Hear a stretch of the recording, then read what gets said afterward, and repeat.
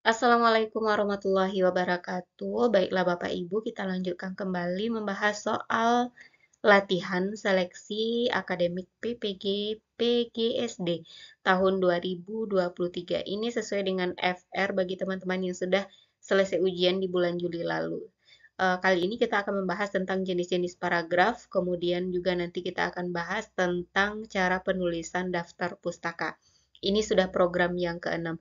Semoga latihan-latihan soal ini bisa membantu Bapak Ibu menghadapi pretest PPG bagi yang belum melaksanakan pretest. Yang pertama kita akan membahas macam-macam paragraf berdasarkan isinya. Jadi ada paragraf deskripsi, itu adalah paragraf yang menggambarkan objek yang bertujuan agar pembaca dapat melihat, mendengar, atau merasakan objek yang digambarkan tersebut. Yang kedua, paragraf narasi. Itu adalah paragraf yang menceritakan tentang peristiwa ataupun kejadian yang di dalamnya terdapat alur cerita, tokoh, konflik, dan latar yang biasanya kita temui dalam cerita novel. Yang ketiga, paragraf eksposisi, paragraf yang menyajikan suatu informasi berdasarkan fakta. Yang keempat, paragraf argumentasi, itu adalah paragraf yang berisi pendapat yang didukung dengan data dan penulis berusaha meyakinkan pembaca dengan data yang disajikan. Yang kelima, paragraf persuasi, yaitu paragraf yang berisikan ajakan kepada pembaca. Mari kita lihat contoh soalnya. Yang pertama, buah pepaya memiliki banyak manfaat bagi kesehatan. Buah pepaya mengandung papain dan serat yang dapat membantu mengatasi gangguan pencernaan. Kandungan vitamin C dalam buah pepaya dapat memperbaiki sistem imunitas tubuh. Sementara itu, biji pepaya juga mengandung flavonoid untuk menjaga kesehatan ginjal. Jenis paragraf di atas adalah A. Narasi, B. Deskripsi, C. Argumentasi, D. Eksposisi, E. Persuasi. Jadi isinya ini adalah berupa fakta. Jadi pepaya memiliki banyak manfaat bagi kesehatan, buahnya mengandung papain dan serat, ini merupakan sebuah fakta. Jadi paragraf ini termasuk paragraf eksposisi.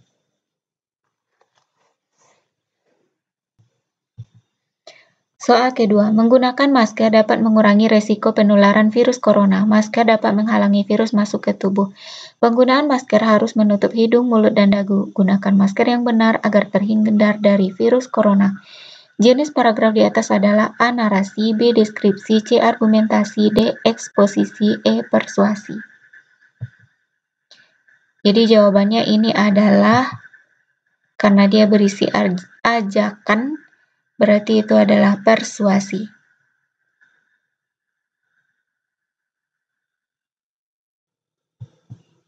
Soal ketiga, kebiasaan merokok sangat membahayakan kesehatan.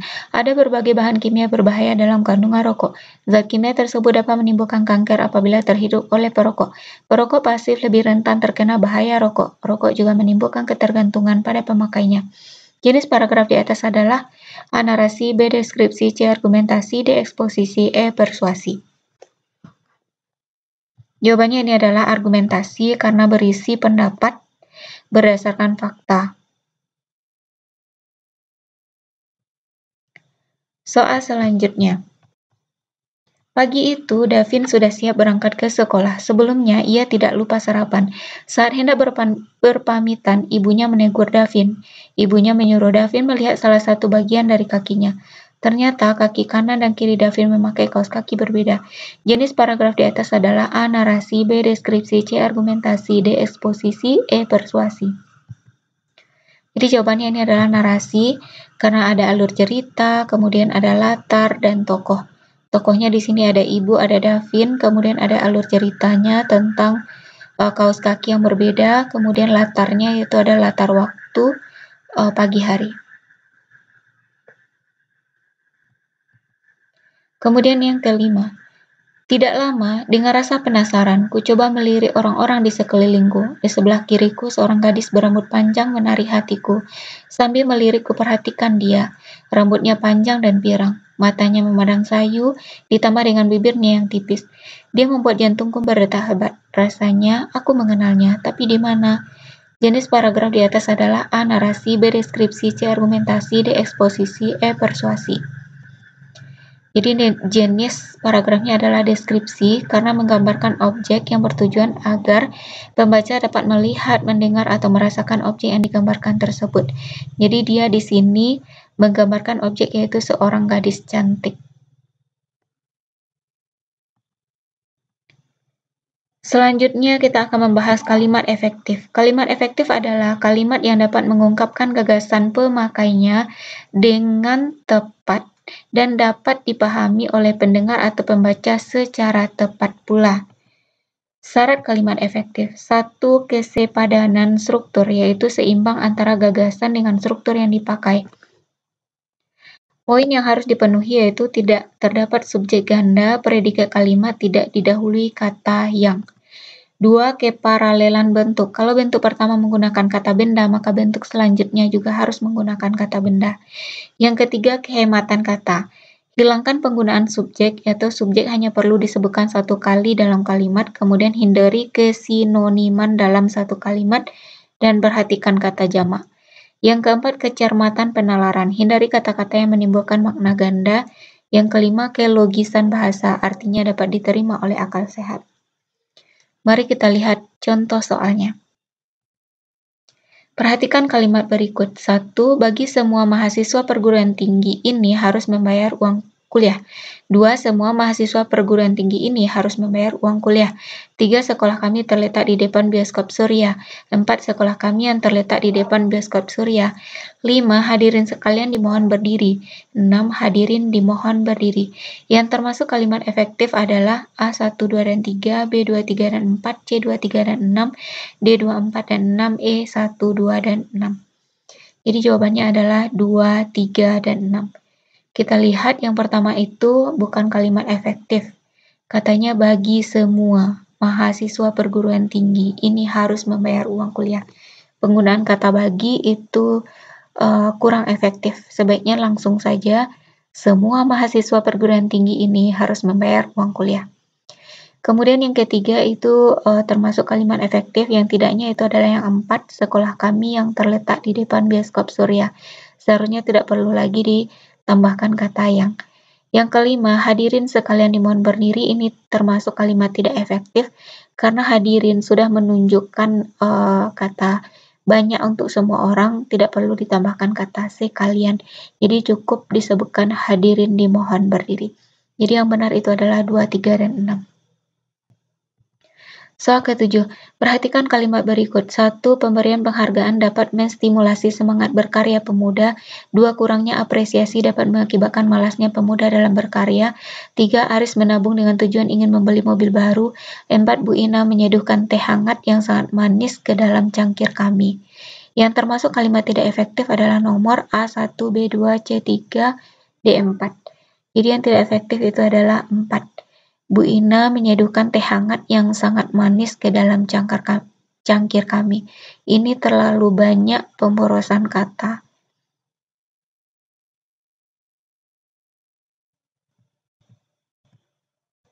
Kemudian selanjutnya kita akan membahas penulisan daftar pustaka. Yang pertama, daftar pustaka dari buku. Contoh, judul buku Family Medical Care Volume 4, penulis John F. Knight, penerbit Indonesia Publishing House, kota penerbit Bandung, tahun terbit 2001.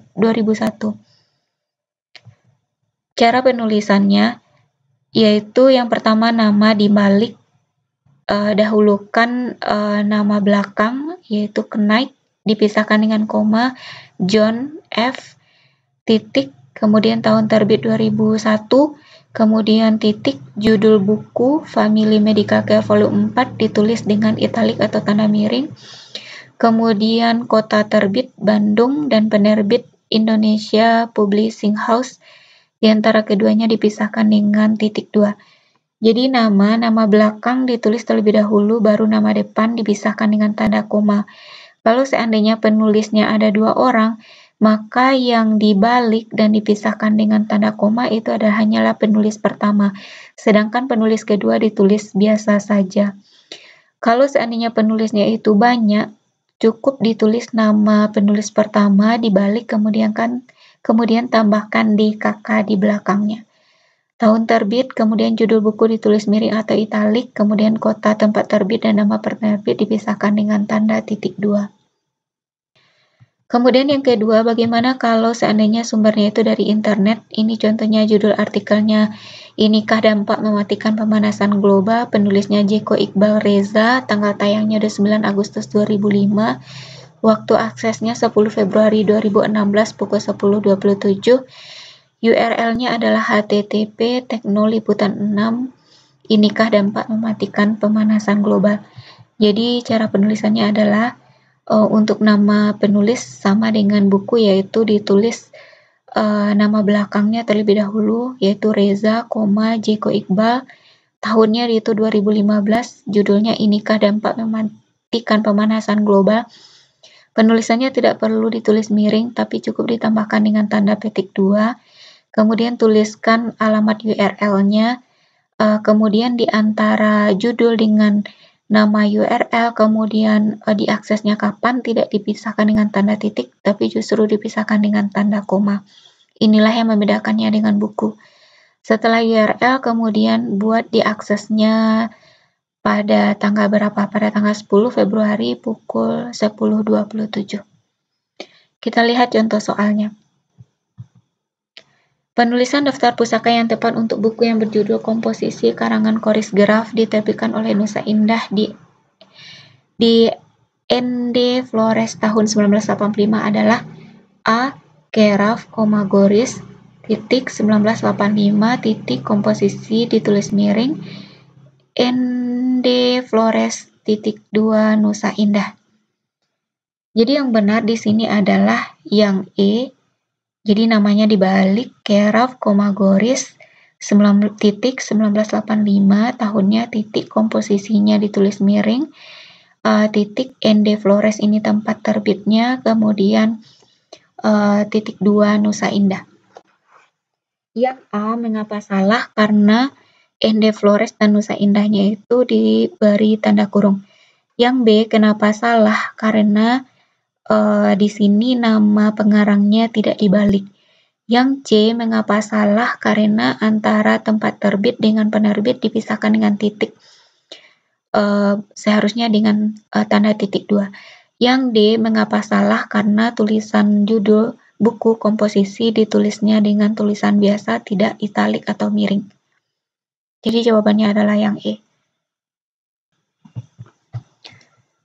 Soal ke-9, buku Manajemen Personalia, penulis H. Rahman Ranu Pondoyo dan Suad Husnan, penerbit BPFE Yogyakarta, tahun terbit 1989, penulisan daftar pustaka yang tepat adalah, jadi di sini penulisnya ada 2 orang, maka penulisannya yang tepat itu adalah yang A, di mana penulis pertama itu yang dibalik kemudian dipisah dengan tanda koma, dan penulis kedua itu ditulis biasa saja, yaitu Ranu Pondoyo, H. Rahman, dan Suad Husnan, tahun terbit 1989, judulnya Manajemen Personalia, ditulis miring, tempat terbitnya Yogyakarta, titik 2, penerbitnya BPFE. Yang B mengapa salah? Karena penulis keduanya juga dibalik dan dipisahkan dengan tanda koma, ini salah. Yang C mengapa salah? Karena tempat terbit dan penerbit ditutup dengan tanda kurung. Kemudian yang D mengapa salah? Karena judulnya yaitu Manajemen Personalia tidak ditulis miring atau italik. Soal ke-10. Judul artikel contoh daftar pustaka dari buku penulis Muhammad Ridwan, tanggal tayang 10 Juli 2020, waktu akses 3 Maret 2021, pukul 20.20, URL-nya http://dpublish.com, contoh daftar pustaka. Penulisan daftar pustaka dari sumber internet di atas yang tepat adalah, jawabannya adalah A, penulisnya ditulis terbalik dipisah dengan tanda koma. Ridwan, Muhammad, tahun 2020, judulnya contoh daftar pustaka ditulis dengan tanda petik, kemudian koma, ini adalah alamat URL-nya, diakses, dipisahkan juga dengan koma, 3 Maret 2020.